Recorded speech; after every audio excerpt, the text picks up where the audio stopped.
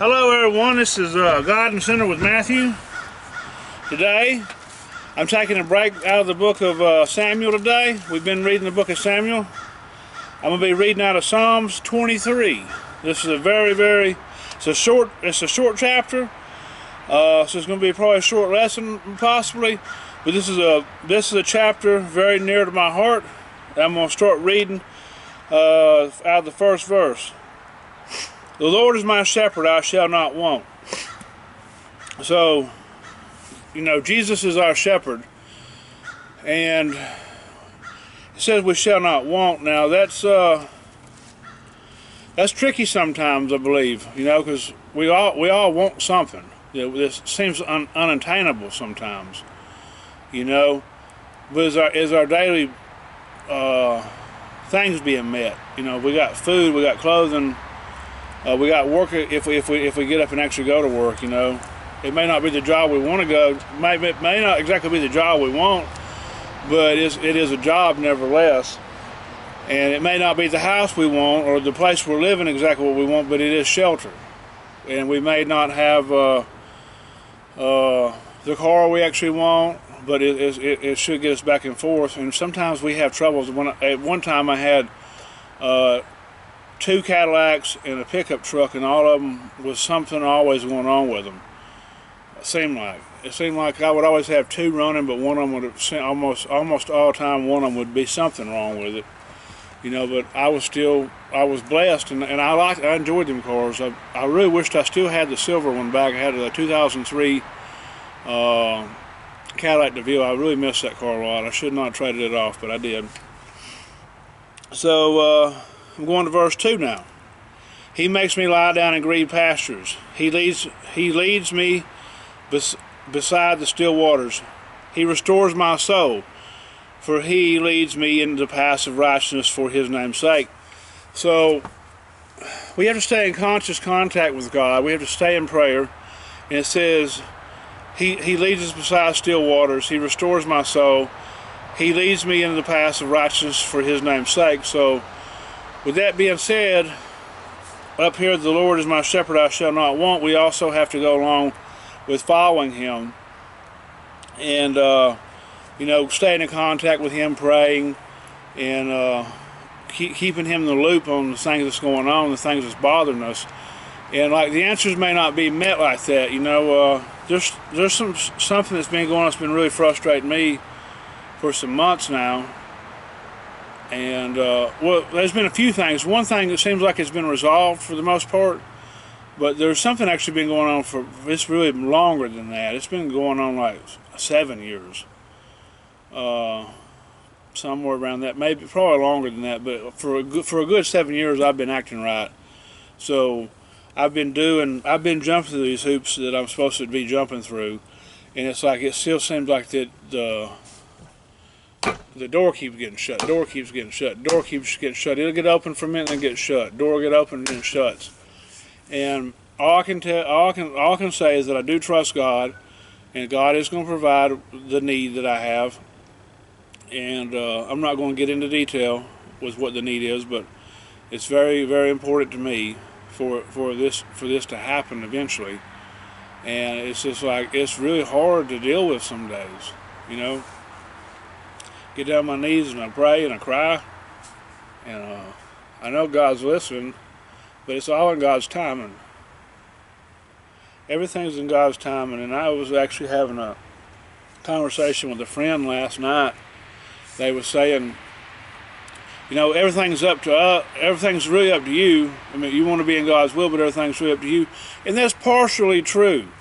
Partially true. There is a lot of stuff we have to do. We have to follow God's word. We have to say their prayers, and we have to do the right thing and put ourselves in the right positions and work hard at our job or whatever to get the things we want. But ultimately, sometimes you can still work hard and work hard and get knocked down and get knocked down and get knocked down and get knocked down, and that's not our fault. That's nothing our fault. It's just God sometimes says no. Sometimes God just says no, or he's trying to teach us a lesson in all this. And so, at the end of the day, it's really up to God whether something gets done or not. I mean, we physically can, but like, just because we can physically do something or get in the right direction doesn't mean we can control the other outside situations. I mean, there's people. There's other, like almost any situation you get yourself into, there's more than just you involved in it. So the other parties have to sort of cooperate or work with you in this situation. So if you got no help from the other party with trying to help come up with a resolution or help move forward, then this really not, I guess it's just not God's will. You know, because everybody has a free will. So it's like, if this person if I have a free will, this person has a free will, and I'm trying to work a situation out with either one of these people in my life, then it's like they have a free will too. You know, it's just different situations. It could be a business situation, it could be a relationship, it could be a job, it could be the neighbor, it could be anything that you're trying to work a resolution with, and and you could be working as hard as you can and doing everything you can to make it work. But without the cooperation of the other person, because they got a free will too, it won't work. So ultimately, God is in control. God is in control. God knows what's going to happen, and I just have to pray and trust that. That's what this is saying. So I'm going to go to verse 4 now. Yea, though I walk through the valley of shadow of death, I will fear no evil, for you are with me. Your rod and your staff, they comfort me. So when I get down and depressed about these situations, He does comfort me. You know, He don't necessarily speak from out of a voice, but I hear something inside my soul, inside my heart, that I know God's listening. I know God's got something working. I don't know what it is, you know, but I know that it's all going to work out one day. It could be today, it could be tomorrow, it could be 2 weeks from now, it could be 3 months from now, it could be 7 months from now, it could be a year from now, hell, it may be, I hope to God it's not 5 years from now, but it could be that or longer, and I just pray to God that He doesn't keep it going like that, you know. But I do know that He's got me, and it's gonna work out. It's gonna work out probably better than I could ever imagine it to have. Through all the little trials and tribulations I've been through, it's gonna eventually be where it needs to be at. So like, this Christian walk is not easy. You know, some people are just blessed more than others, and you even got people that's atheists that's blessed. Some stuff I don't understand.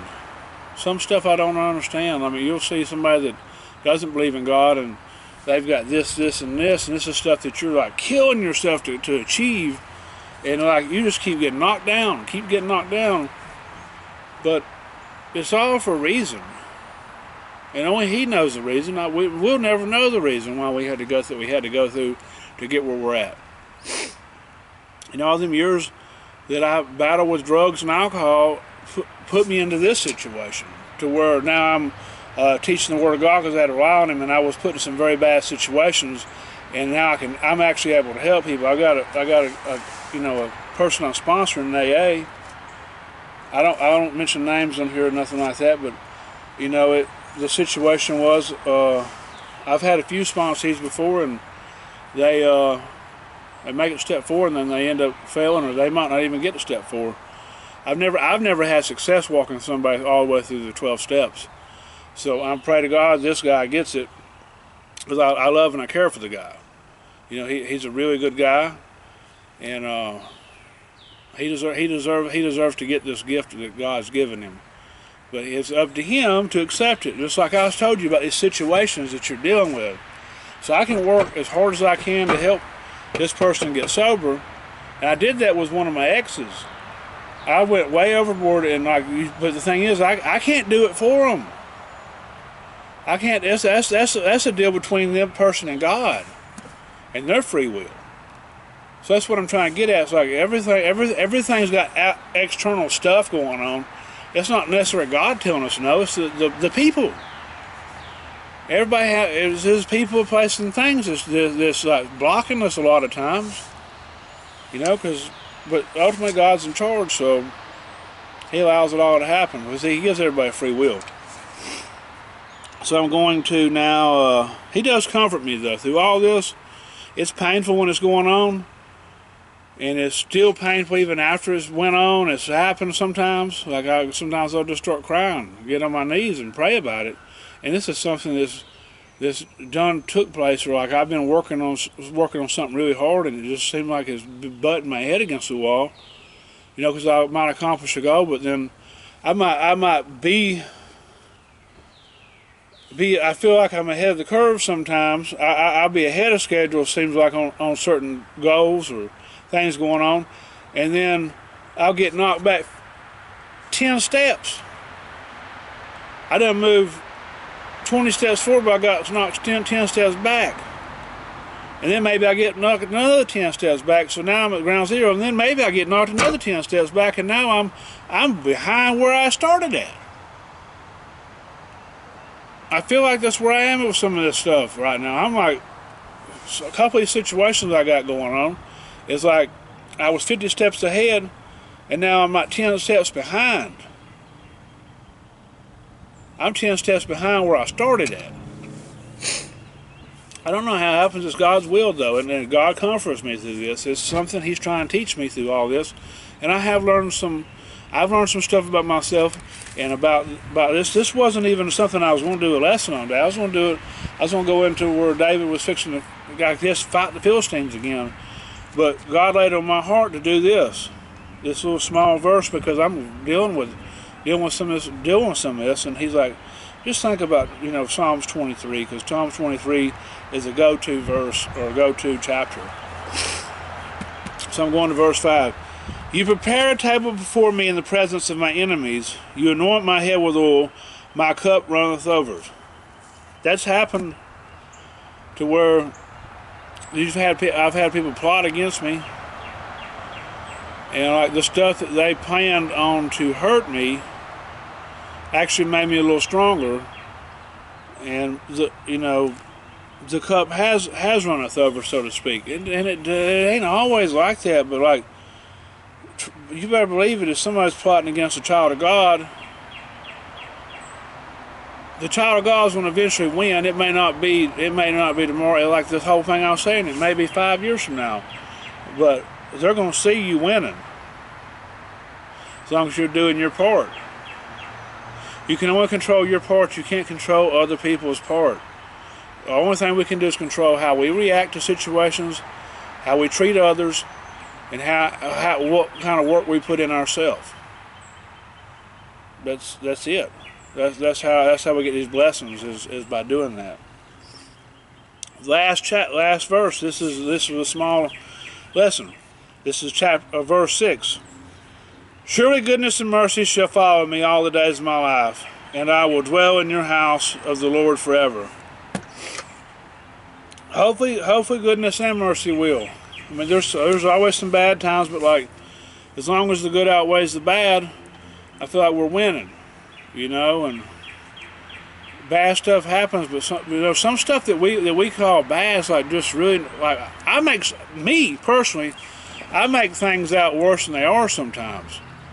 Like, I'll get in my head this and that's going on, or even like when the appliances broke down. The appliances broke down, and I made it feel like the world was ending. I had like a fridge and a dishwasher all went out at one time. Then at one time I had a washer and dryer went out at one time.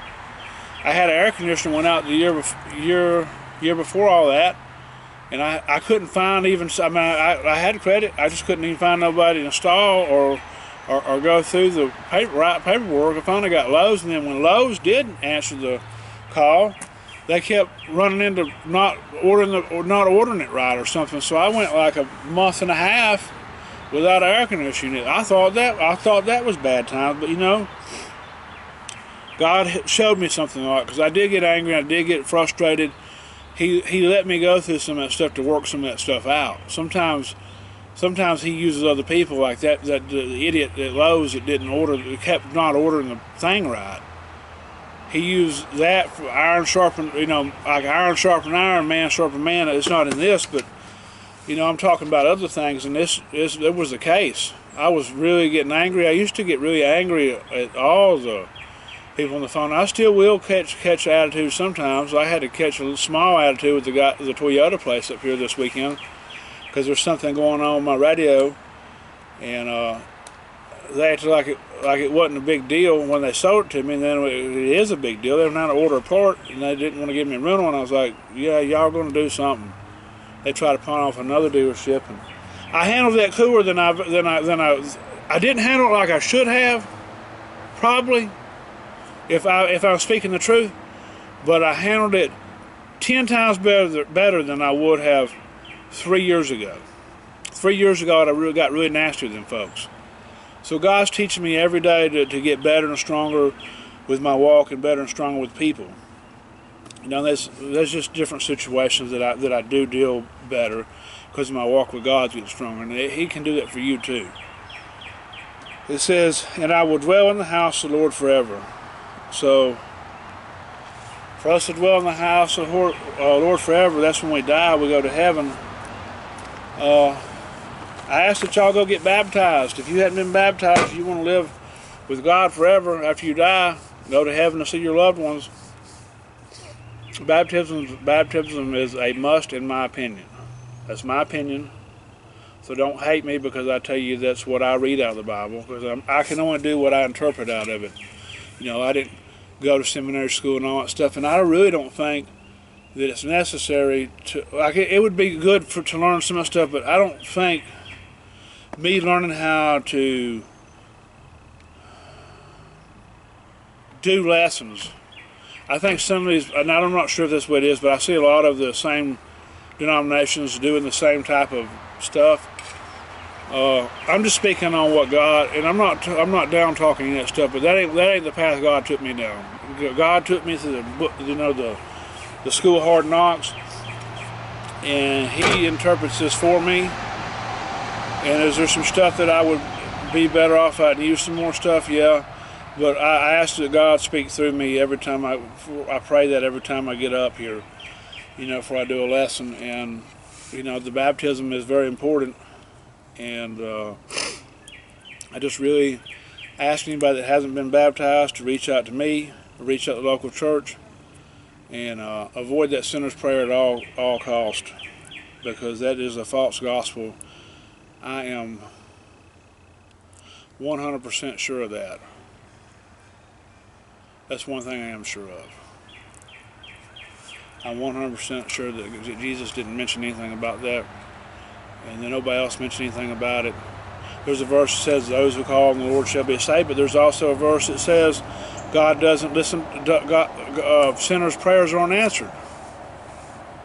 So, if that's what they're running off, that one verse, they need to go back and read that verse too. And maybe I'll pull it up, but I do know my word pretty good, and I need to know it better, but I do know that the baptism is very important, and I'm going to end with that. If y'all get time, read Psalms 23, because it's a very important little passage, and if you're going, especially if you're going through some stuff, it helps relax you. It's like a meditation chapter. Psalms 23. Thank y'all, and God bless.